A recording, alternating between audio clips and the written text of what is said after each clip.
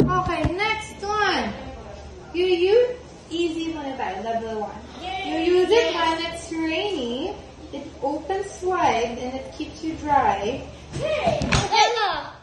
Oh, I did not call your name yet.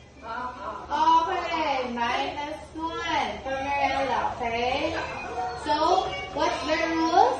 We should tap the table and then, what do I do? Call your name to be, wait for your name to be called, okay? And then, that's when you will answer, okay? Understand?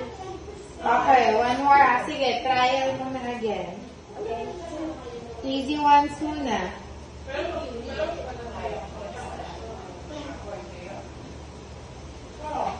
Okay. You use it every morning and night. It keeps your teeth clean. And you pair it with a toothpaste. Kaden. I did not call your name. Good brush. Good job. 1 point for Kaden. Okay. Oh, did they call your name now? Not yet. You need to wait for your name to be called after you tap the table. How many points na for Kaden? 1. 1. Okay, 1 point for Kaden. Next one. You use it when you're wet. It dries you off.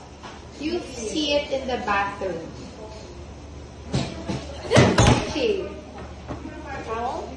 Good job. 1 for Saishi and 1 for Kaden. Okay, next one. It's a crunchy fruit. Dikit sa table, sa likod. It can be red, green, or yellow. And it keeps the doctor away. Andre. Apple. Okay. 1 for Andre, 1 Saishi, and 1 for Kaden. Okay? Yeah. Okay, now you tap faster. Okay, Mirella? You do it. This one, you can eat it at lunch. It has bread and it has something inside. You can have cheese, ham, or peanut butter. Okay, I'll call your name first. Mirella. Okay, warning number 2 for Mirella, okay? What the teacher say? When you tap the table, wait for your name to be called. Can we try that? Sige. Tap the table.